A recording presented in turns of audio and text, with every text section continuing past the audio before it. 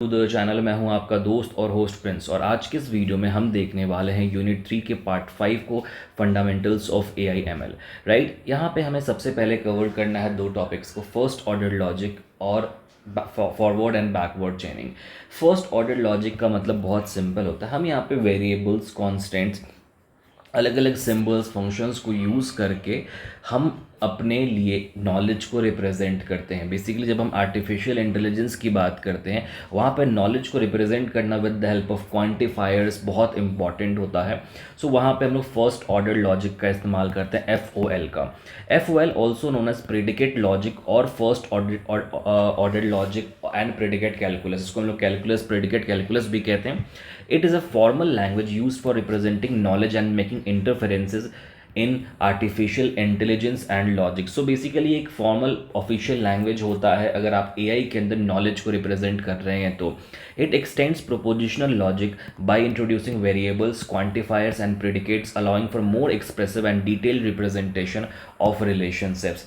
यहाँ पर हम लोग अलग अलग चीज़ें यूज़ करते हैं, वेरिएबल्स यूज़ कर सकते हैं, क्वांटिफायर्स यूज़ कर सकते हैं। फॉर एग्जांपल यूनिवर्सल, एक्सटेंशियल, अलग अलग टाइप के क्वांटिफायर्स आप यहाँ पे यूज़ करते हैं। आप यहाँ पे कांस्टेंट यूज़ कर सकते हैं, वेरिएबल्स यूज़ कर सकते हैं, प्रेडिकेट्स यूज़ कर सकते हैं। Right, is, human, likes, basically अलग अलग टाइप की प्रॉपर्टीज़, रिलेशंस को दिखाने के लिए फंक्शंस, कनेक्टिव्स एंड क्वांटिफायर, ये सारी चीज़ें हम लोग यूज़ कर सकते हैं। ठीक है, अब इसके बेसिक सिंटेक्स क्या होता है? बेसिक सिंटेक्स में यही सारी चीज़ें होती हैं जो मैंने अभी आपको जस्ट बताई हैं। बट फर्स्ट ऑर्डर लॉजिक के कुछ बेसिक एलिमेंट्स में, जैसे atomic sentences, these are simple statements that include predicates with specific arguments like is human और लाइक्स बॉब। राइट, बॉब और लाइक्स बॉब एंड आइसक्रीम, ये सब एटॉमिक सेंटेंसेस हैं जहाँ पे सिंपल स्टेटमेंट और स्पेसिफिक आर्ग्यूमेंट्स पास किए जाते हैं। इसके बाद कॉम्प्लेक्स सेंटेंसेस भी आते हैं। कॉम्प्लेक्स सेंटेंसेस का मतलब क्या है? These are formed by combining atomic sentences using logical connectivity. जब हम मल्टीपल एटॉमिक सेंटेंसेस को कंबाइन करते हैं, हम उसको कॉम्प्लेक्स सेंटेंसेस कहते हैं। राइट, जैसे is human Alice likes Alice chocolate. Basically हमने क्या किया, दो कनेक्टिविटीज़ का यूज़ किया है, एंड कनेक्टिव से लेकर हमने दोनों एटॉमिक सेंटेंसेस को ऐड किया है। क्वांटिफायर्स इसमें होते, क्वांटिफायर्स जो हमें स्टेटमेंट्स को क्वांटिफाई या किसी ऑब्जेक्ट को डोमेन में दिखाने में हेल्प करते हैं। इसमें यूनिवर्सल क्वांटिफायर भी, जैसे like for all, that is true for all, ऐसे स्टेटमेंट्स हम यूज़ करते हैं जहाँ पे वहाँ पे हम लोग यूनिवर्सल क्वांटिफायर यूज़ करते हैं। कई बार हम एग्जिस्टेंशियल यूज़ करते हैं जहाँ पे हम लोग देयर एग्जिस्ट और सम, फॉर सम डेटा हम यूज़ करना चाहें तो वहाँ पे हम लोग इस टाइप के क्वांटिफायर को इस्तेमाल करते हैं। सो अलग अलग टाइप के क्वांटिफायर्स होते हैं। सो अगर आप सिंपल लैंग्वेज में समझे FOL का मतलब, तो बहुत सिंपल है। FOL का मतलब होता है जो एक ऐसा लैंग्वेज जिसके द्वारा आप अपने नॉलेज को रिप्रेजेंट करते हैं AI में। ठीक है, ये भी एक तरह का इन्फरेंस है। अब इन्फरेंस की जब बात आती है तो हमारे पास दो टॉपिक्स और आते हैं। एक आता है फॉरवर्ड चेनिंग, दूसरा आता है बैकवर्ड चेनिंग। अब ये दोनों का मतलब क्या है? फॉरवर्ड चेनिंग का मतलब बहुत सिंपल है। ये क्या करता है, ये फॉरवर्ड चेनिंग जो होता है, ये जितने भी फैक्ट्स आपके पास अवेलेबल होते हैं, राइट, जितने भी ये जो फॉरवर्ड चेनिंग एंड बैकवर्ड चेनिंग, ये दोनों एक रीजनिंग स्ट्रैटेजी है। इसको हम लोग कहते हैं रीजनिंग स्ट्रैटेजी, जो हमारे रीजनिंग और डिसीजन मेकिंग में हेल्प करता है। राइट, अब ये काम कैसे करता है? सो फॉरवर्ड चेनिंग जो होता है starts with the available facts. जो फैक्ट उसके पास पहले से हैं, उसी के बेसिस पे वो रूल्स को अप्लाई करेगा और न्यू फैक्ट को डिराइव करेगा और न्यू कंक्लूजन्स को डिराइव करेगा। इसको हम लोग कहते हैं फॉरवर्ड चेनिंग। राइट, अगर हम डेफिनेशन की बात करें तो forward chaining is an inference और reasoning strategy used in artificial intelligence to draw conclusions from a knowledge base by applying rules and facts in the systematic manner. हम यहाँ पे सिंपली अपने नॉलेज, जो हमारे पास एग्जिस्टिंग नॉलेज है, उसका use करके, रूल्स को लगा के एक सिस्टमेटिक मैनर में हम यहाँ पे डिसीजन तक पहुँचते हैं। It starts with the available facts and iteratively applies rules to infer new facts with until no further conclusions can be drawn. अब यहाँ पे जो हमारे पास पहले से अवेलेबल फैक्ट्स हैं, उसी के बेसिस पे आप नए फैक्ट्स को यहाँ पे निकालते हैं।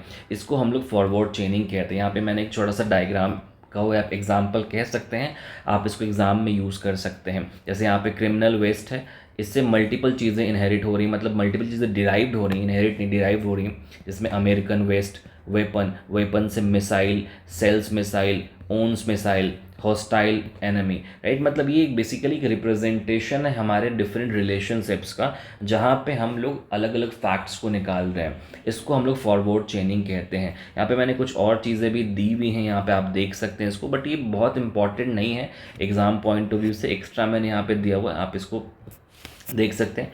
ये एल्गोरिदम याद कर लेना, अ सिंपल फॉरवर्ड चेनिंग एल्गोरिदम, ठीक है। ये इंपॉर्टेंट है। सबसे पहले आप इनिशलाइज करते हैं, start with the known facts, जो फैक्ट आपको पहले से पता है। Rule application, apply rules whose conditions match the current set of facts. उसके बाद हम रूल्स को अप्लाई करते हैं, देन इस स्टेप को रिपीट करेंगे। जब तक रिपीट करते जब तक हमें कोई न्यू फैक्ट्स नहीं मिल जाते हैं, राइट। तो ये एल्गोरिदम है, यहाँ पे एग्जांपल मैंने दिया, इसको एटलीस्ट प्रिपेयर कर लो फॉरवर्ड चेनिंग के लिए। अब जैसे हमारा फॉरवर्ड चेनिंग होता है, वैसे ही हमारी एक इन्फ्रेंस स्ट्रैटेजी और होती है जिसको हम लोग बैकवर्ड चेनिंग कहते हैं, राइट। बैकवर्ड चेनिंग क्या कहता है? बैकवर्ड चेनिंग हमारे गोल से स्टार्ट होता है। जो हमारा फॉरवर्ड चेनिंग था वो हमारे अवेलेबल डेटा से स्टार्ट करता था। बैकवर्ड चेनिंग जो होता है वो हमारे गोल से स्टार्ट होता है और बैकवर्ड्स की तरफ जाएगा, और सारे जो भी नोन फैक्ट्स है उसको सपोर्ट करते हुए। Backward chaining is an inference strategy used in artificial intelligence to prove the validity of a query और goal by working backward from the goal to the available knowledge. It starts with the goal and uses rules and facts in reverse to find a path to unknown facts or axioms. Backward chaining is particularly useful for query based reasoning. ठीक है, तो ये देखो यहाँ पे हम backward की तरफ यहाँ पे जाते हैं। ये जो डायग्राम है आप देख सकते हैं, इसका एल्गोरिथम है। अगर सबसे पहले गोल इनिशियलाइजेशन, हमारा गोल क्या है, देन रूल एप्लीकेशन, रिकर्सन मतलब वापस उसी फंक्शन को कॉल करना, और बेस केस, हम बेस तक पहुँचते हैं। ये होता है बैकवर्ड चेनिंग का एल्गोरिथम जो मैंने यहाँ पे दिया है। इस नोट्स में ये नोट्स ऑलरेडी मैंने ऐप पे अपलोड किया, फ्री मटेरियल सेक्शन में ऐप पे। इसका लिंक आपको डिस्क्रिप्शन में मैंने दे दिया अपने ऐप का, वहाँ पे जाके आपको ये चीज़ डाउनलोड कर सकते हैं, ये पढ़ सकते हैं। ये नोट्स काफ़ी आपके एग्ज़ाम पॉइंट ऑफ व्यू से, तो एग्ज़ाम अगर आप दे रहे हैं MSBT की, तो उसके लिए काफ़ी आप इस चीज़ को यूज़ कर सकते हैं। ओके, इस सेशन में इतना ही, मिलते हैं हम लोग अपने नेक्स्ट सेशन में और आगे की चीज़ों को कंटिन्यू करते हैं। Thank you so much for watching this video. Have a good day.